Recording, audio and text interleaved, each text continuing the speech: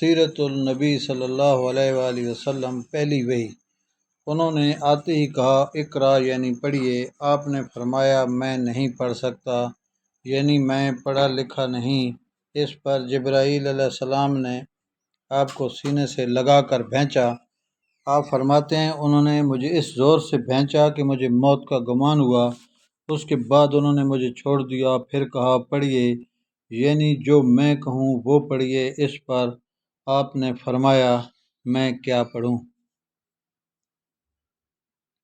تب جبرائیل علیہ السلام نے سورۃ العلق کی یہ آیات پڑھیں۔ ترجمہ: اے پیغمبر صلی اللہ علیہ وآلہ وسلم، آپ پر جو قرآن نازل ہوا کرے گا اپنے رب کا نام لے کر پڑھا کیجیے، یعنی جب پڑھیں بسم اللہ الرحمن الرحیم کہہ کر پڑھا کیجیے۔ جس نے مخلوقات کو پیدا کیا، جس نے انسان کو خون کے لوتھڑے سے پیدا کیا، آپ قرآن پڑھا کیجیے۔ اور آپ کا رب بڑا کریم ہے، جو چاہتا ہے عطا کرتا ہے۔ اور ایسا ہے جس نے لکھے پڑھوں کو قلم سے تعلیم دی، اور عام طور پر انسانوں کو دوسرے ذریعوں سے ان چیزوں کی تعلیم دی جن کو وہ نہیں جانتا تھا۔ آپ فرماتے ہیں میں نے ان آیتوں کو اس طرح پڑھ دیا، جس کے بعد وہ فرشتہ میرے پاس سے چلا گیا۔ ایسا لگتا تھا گویا میرے دل میں ایک تحریر لکھ دی گئی ہو، یعنی یہ کلمات مجھے زبانی یاد ہو گئے۔ اس کے بعد آپ گھر تشریف لائے۔ بعض روایت میں آتا ہے کہ جبرائیل علیہ السلام جب غار میں آئے تو پہلے انہوں نے یہ الفاظ کہے تھے، اے محمد آپ اللہ کے رسول ہیں اور میں جبرائیل ہوں۔ آپ کی گھر تشریف آوری سے پہلے سیدہ خدیجہ رضی اللہ عنہا نے حسب معمول آپ کے لیے کھانا تیار کر کے ایک شخص کے ہاتھ آپ کے پاس بھجوا دیا تھا، مگر اس شخص کو آپ غار میں نظر نہ آئے۔ اس شخص نے واپس آ کر یہ بات سیدہ خدیجہ رضی اللہ عنہا کو بتائی۔ انہوں نے آپ کی تلاش میں آپ کے عزیز و اقارب کے گھر آدمی بھیجے، مگر آپ وہاں بھی نہ ملے۔ اس لیے سیدہ خدیجہ رضی اللہ عنہا پریشان ہو گئیں۔ وہ ابھی اس پریشانی میں تھیں کہ آپ تشریف لے آئے۔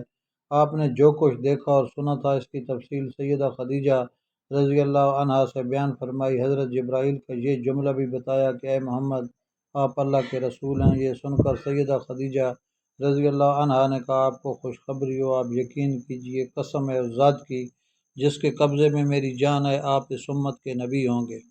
پھر سیدہ خدیجہ رضی اللہ عنہا آپ کو اپنے چچا زاد بھائی ورقہ بن نوفل کے پاس لے گئیں۔ غار والا سارا واقعہ انہیں سنایا۔ ورقہ بن نوفل پرانی کتابوں کے عالم تھے۔ ساری بات سن کر وہ پکار اٹھے، قدوس قدوس، قسم ہے اس ذات کی جس کے قبضے میں میری جان ہے، خدیجہ اگر تم سچ کہہ رہی ہو تو اس میں شک نہیں، ان کے پاس وہی ناموس اکبر یعنی جبرائیل آئے تھے جو موسیٰ علیہ السلام کے پاس آیا کرتے تھے۔ محمد اس امت کے نبی ہیں، یہ اس بات پر یقین کر لیں۔ قدوس کا مطلب ہے وہ ذات جو ہر عیب سے پاک ہو۔ یہ لفظ تعجب کے وقت بولا جاتا ہے، جیسے ہم کہہ دیتے ہیں اللہ اللہ۔ ورقہ بن نوفل کو جبرائیل کا نام سن کر حیرت اس لیے تھی کہ عرب کے دوسرے شہروں میں لوگوں نے یہ نام سنا بھی نہیں تھا۔ یہ بھی کہا جاتا ہے کہ ورقہ بن نوفل نے آپ کے سر کو بوسہ دیا تھا اور پھر کہا تھا کاش میں اس وقت تک زندہ رہتا جب آپ لوگوں کو اللہ تعالیٰ کی طرف دعوت دیں گے، میں آپ کی مدد کرتا، اس عظیم کام میں بڑھ چڑھ کر حصہ لیتا۔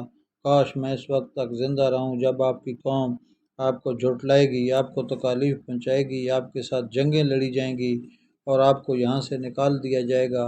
اگر میں اس وقت تک زندہ رہا تو آپ کا ساتھ دوں گا، اللہ کے دین کی حمایت کروں گا۔ آپ یہ سن کر حیران ہوئے اور فرمایا میری قوم مجھے وطن سے نکال دے گی۔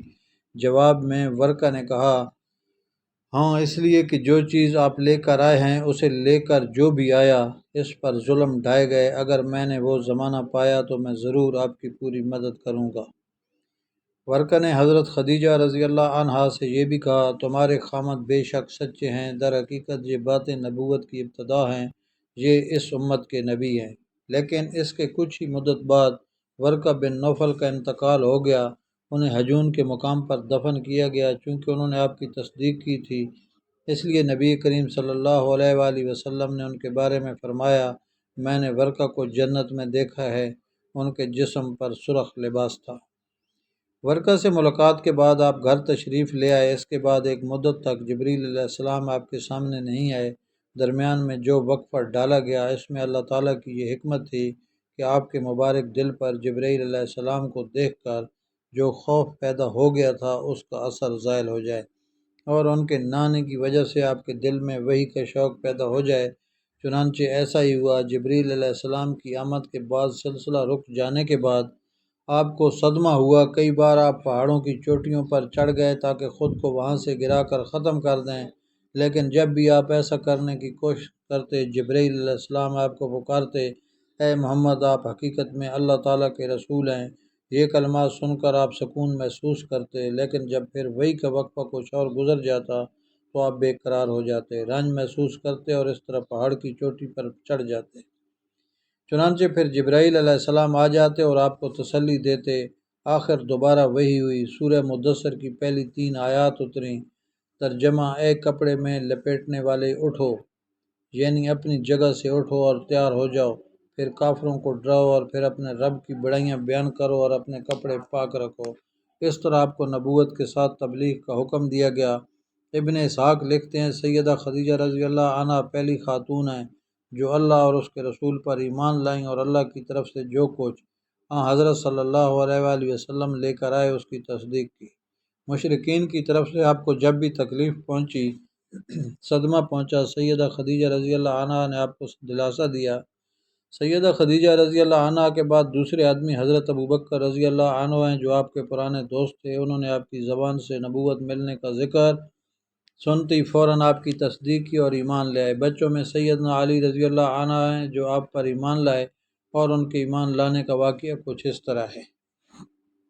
ایک دن آپ حضور نبی کریم صلی اللہ علیہ وسلم کے پاس تشریف لائے۔ اس وقت سیدہ خدیجہ رضی اللہ عنہ بھی آپ کے ساتھ تھیں اور آپ ان کے ساتھ چھپ کر نماز پڑھ رہے تھے۔ انہوں نے یہ نئی بات دیکھ کر پوچھا، یہ آپ کیا کر رہے ہیں؟ نبی کریم صلی اللہ علیہ وآلہ وسلم نے ارشاد فرمایا، یہ وہ دین ہے جس کو اللہ تعالیٰ اپنے لیے پسند فرمایا اور اس کے لیے اللہ تعالیٰ نے اپنے پیغمبر بھیجے ہیں۔ میں تمہیں بھی اس اللہ کی طرف بلاتا ہوں، لات و عربہ کی عبادت سے روکتا ہوں۔ حضرت علی نے یہ سن کر عرض کیا، یہ ایک نئی بات ہے، اس کے بارے میں نے آج سے پہلے کبھی نہیں سنا، اس لیے میں اپنے بارے میں ابھی کچھ نہیں کہہ سکتا، میں اپنے والد سے مشورہ کروں گا۔ ان کا جواب سن کر آپ نے ارشاد فرمایا، علی، اگر تم مسلمان نہیں ہوتے تو بھی اس بات کو چھپائے رکھنا۔ انہوں نے وعدہ کیا اور اس کا ذکر کسی سے نہ کیا۔ رات بھر سوچتے رہے، آخر اللہ تعالیٰ نے انہیں ہدایت فرمائی، سویرے آپ کی خدمت میں حاضر ہوئی اور مسلمان ہو گئے۔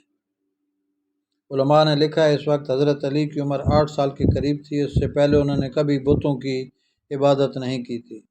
وہ بچپن ہی سے نبی اکرم صلی اللہ علیہ وسلم کے ساتھ رہتے تھے۔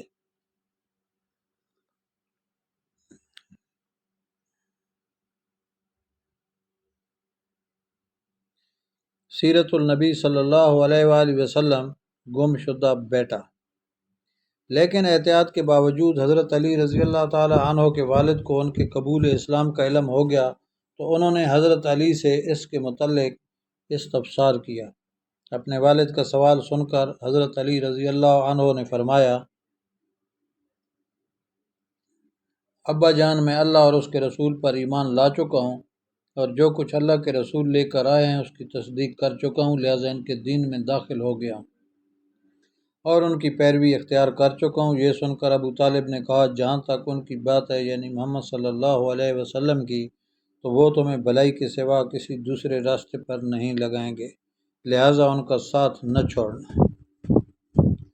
ابو طالب اکثر یہ کہا کرتے تھے، میں جانتا ہوں میرا بھتیجا جو کہتا ہے حق ہے، اگر مجھے یہ ڈر نہ ہوتا کہ قریش کی عورتیں مجھے شرم دلائیں گی تو میں ضرور ان کی پیروی قبول کر لیتا۔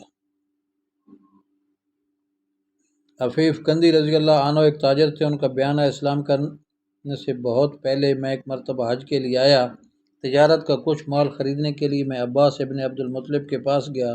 وہ میرے دوست تھے اور یمن سے اکثر عطر خرید کر لایا کرتے تھے، پھر حج کے موسم کے مکہ میں فروخت کرتے تھے۔ میں ان کے ساتھ مٹی میں بیٹھا تھا کہ ایک نوجوان آیا، اس نے غروب ہوتے سورج کی طرف غور سے دیکھا۔ جب اس نے دیکھ لیا کہ سورج غروب ہو چکا تو اس نے بہت اہتمام سے وضو کیا، پھر نماز پڑھنے لگا، یعنی کعبہ کی طرف منہ کر کے۔ پھر ایک لڑکا آیا جو بالغ ہونے کے قریب تھا، اس نے وضو کیا اور اس نوجوان کے برابر کھڑے ہو کر نماز پڑھنے لگا۔ پھر ایک عورت خیمے سے نکلی اور ان کے پیچھے نماز کی نیت باندھ کر کھڑی ہو گئی۔ اس کے بعد ان نوجوان نے رکوع کیا تو اس لڑکے اور عورت نے بھی رکوع کیا، اور نوجوان نے سجدے میں گیا تو وہ دونوں بھی سجدے میں چلے گئے۔ یہ منظر دیکھ کر میں نے عباس بن عبد المطلب سے پوچھا، عباس یہ کیا ہو رہا ہے؟ انہوں نے کہا یہ میرے بھائی عبداللہ کے بیٹے کا دین ہے۔ محمد صلی اللہ علیہ وآلہ وسلم کا دعویٰ ہے کہ اللہ تعالیٰ نے اسے پیغمبر بنا کر بھیجا ہے۔ یہ لڑکا میرا بھتیجا ہے، علی ابن طالب ہے، اور یہ عورت محمد صلی اللہ علیہ وآلہ وسلم کی بیوی خدیجہ ہے۔ یہ عفیف قندی رضی اللہ عنہ مسلمان ہوئے تو کہا کرتے تھے، کاش اس وقت میں ان میں چوتھا آدمی میں ہوتا۔ اس واقعے کے وقت غالباً حضرت زید بن حارثہ اور حضرت ابوبکر صدیق رضی اللہ عنہ وہاں موجود نہیں تھے، اگرچہ اس وقت تک دونوں مسلمان ہو چکے تھے۔ حضرت زید بن حارثہ رضی اللہ عنہ غلاموں میں سب سے پہلے ایمان لائے تھے۔ یہ حضور اکرم صلی اللہ علیہ وسلم کے آزاد کردہ غلام تھے۔ پہلے یہ حضرت خدیجہ رضی اللہ عنہ کے غلام تھے۔ شادی کے بعد انہوں نے زید بن حارثہ رضی اللہ عنہ کو آپ صلی اللہ علیہ وآلہ وسلم کی غلامی میں دے دیا تھا۔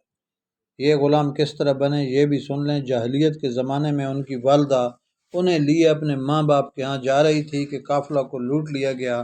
ڈاکو ان کے بیٹے زید بن حارثہ رضی اللہ عنہ کو بھی لے گئے، پھر انہیں عکاظ کے میلے میں بیچنے کے لیے لایا گیا۔ ادھر سیدہ خدیجہ رضی اللہ عنہ نے حکیم بن حزام رضی اللہ عنہ کو میلے میں بھیجا۔ وہ ایک غلام خریدنا چاہتی تھیں۔ آپ حکیم بن حزام رضی اللہ عنہ کی پھوپھی تھی۔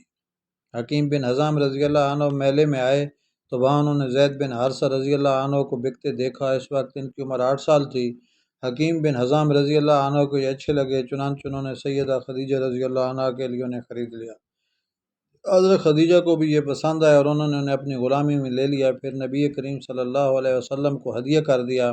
اس طرح حضرت زید بن حارثہ رضی اللہ عنہ آپ صلی اللہ علیہ وسلم کے غلام بنے۔ پھر جب آپ نے اسلام کی دعوت دی تو فوراً آپ پر ایمان لے آئے۔ بعد میں حضور صلی اللہ علیہ وسلم نے انہیں آزاد کر دیا، مگر یہ عمر بھر حضور صلی اللہ علیہ وسلم کی خدمت رہے۔ ان کے والد ایک مدت سے ان کی تلاش میں تھے۔ کسی نے بتایا کہ زید مکہ میں دیکھے گئے ہیں۔ ان کے والد اور چچا انہیں لینے فوراً مکہ معظمہ کی طرف چل پڑے۔ مکہ پہنچ کر یہ آپ صلی اللہ علیہ وسلم کی خدمت میں حاضر ہوئی اور آپ کو بتایا کہ زید ان کے بیٹے ہیں۔ ساری بات سن کر آپ نے ارشاد فرمایا، تم زید سے پوچھ لو، اگر یہ تمہارے ساتھ جانا چاہیں تو مجھے کوئی اعتراض نہیں، اور یہاں میرے پاس رہنا چاہیں تو ان کی مرضی۔ زید رضی اللہ عنہ سے پوچھا گیا تو انہوں نے نبی کریم صلی اللہ علیہ وآلہ وسلم کے ساتھ رہنا پسند کیا۔ اس پر باپ نے کہا، تیرا برا ہو زید، تو آزادی کے مقابلے میں غلامی کو پسند کر رہا ہے۔ جواب میں حضرت زید رضی اللہ عنہ نے کہا، ہاں، ان کے مقابلے میں کسی اور کو ہرگز نہیں چن سکتا۔ آپ نے حضرت زید رضی اللہ عنہ کی یہ بات سنی تو آپ کو فوراً حجر اسود کے پاس لے گئے اور اعلان فرمایا، آج سے زید میرا بیٹا ہے۔ ان کے والد اور چچا مایوس ہو گئے، تاہم نبی کریم صلی اللہ علیہ وآلہ وسلم نے انہیں اجازت دے دی کہ وہ جب چاہیں زید سے ملنے آ سکتے ہیں۔ چنانچہ وہ ملنے کے لیے آتے رہے تو یہ تھے حضرت زید بن حارثہ رضی اللہ عنہ جو غلاموں میں سب سے پہلے ایمان لائے۔ حضرت زید واحد صحابی ہیں جن کا قرآن کریم میں نام لے کر ذکر کیا گیا ہے۔ سیرت النبی صلی اللہ علیہ وآلہ وسلم عنوان، تم وہی ہو۔ مردوں میں سب سے پہلے سیدنا ابوبکر صدیق رضی اللہ عنہ ایمان لائے۔ آپ نبی اکرم صلی اللہ علیہ وآلہ وسلم کے پہلے ہی دوست تھے۔ حضور نبی کریم صلی اللہ علیہ وآلہ وسلم اکثر ان کے گھر آتے اور ان سے باتیں کیا کرتے تھے۔ ایک دن حضرت حکیم بن حزام رضی اللہ عنہ کے پاس بیٹھے تھے کہ ان کی ایک باندی وہاں آئی اور کہنے لگی، آج آپ کی پھوپھی خدیجہ نے یہ دعویٰ کیا ہے کہ ان کے شوہر اللہ تعالیٰ کی طرف سے بھیجے ہوئے پیغمبر ہیں، جیسا کہ موسیٰ علیہ السلام تھے۔ حضرت ابوبکر صدیق رضی اللہ عنہ نے جو ہی حضرت حکیم رضی اللہ عنہ کی باندی کی یہ بات سنی، چپکے سے وہاں سے اٹھے اور نبی کریم صلی اللہ علیہ وآلہ وسلم کے پاس آ گئے اور آپ سے اس بارے میں پوچھا۔ اس پر آپ نے حضرت ابوبکر صدیق رضی اللہ عنہ کو وحی آنے کا پورا واقعہ سنایا اور بتایا کہ آپ کو تبلیغ کا حکم دیا گیا ہے۔ یہ سنتی حضرت ابوبکر صدیق رضی اللہ عنہ نے عرض کیا، میرے ماں باپ آپ پر قربان، آپ بالکل سچ کہتے ہیں، واقعی اللہ کے رسول ہیں۔ آپ کے اس طرح فوراً تصدیق کرنے کی بنا پر نبی کریم صلی اللہ علیہ وآلہ وسلم نے آپ کو صدیق کا لقب عطا فرمایا۔ اس بارے میں دوسری روایت یہ ہے کہ صدیق کا لقب آپ نے انہیں اس وقت دیا تھا جب آپ معراج کے سفر سے واپس تشریف لائے تھے۔ مکہ کے مشرکین نے آپ کو جھٹلایا تھا۔ اس وقت حضرت ابوبکر صدیق رضی اللہ عنہ نے اس واقعے کو سنتے ہی فوری طور پر آپ کی تصدیق کی تھی اور آپ نے انہیں صدیق کا لقب عطا فرمایا تھا۔ غرض ابو بکر صدیق رضی اللہ عنہ نے آپ کی نبوت کی تصدیق فوری طور پر کر دی۔ حضرت ابو بکر صدیق رضی اللہ عنہ کا نام نبی اکرم صلی اللہ علیہ وسلم نے عبداللہ رکھا، اس لیے کہ اس سے پہلے ان کا نام عبد الکعبہ تھا۔ اس لحاظ سے ابو بکر صدیق وہ پہلے آدمی ہیں جن کا نام نبی کریم صلی اللہ علیہ وآلہ وسلم نے تبدیل کیا۔ حضرت ابو بکر رضی اللہ عنہ یوں بھی بہت خوبصورت تھے، اس مناسبت سے آپ صلی اللہ علیہ وسلم نے ان کا لقب عتیق کر رکھا تھا۔ عتیق کا مطلب ہے خوبصورت، اس کا ایک مطلب آزاد بھی ہے۔ یہ لقب دینے کی ایک وجہ یہ بھی بیان کی جاتی ہے کہ ان کی طرف دیکھ کر فرمایا تھا یہ جہنم کی آگ سے آزاد ہے۔ غرض اسلام میں یہ پہلا لقب ہے جس کسی کو ملا۔ قریش میں حضرت ابو بکر صدیق کا مرتبہ بہت بلند تھا۔ آپ بہت خوش اخلاق تھے، قریش کے سرداروں میں سے ایک تھے۔ دعا گو ہمدان ملک۔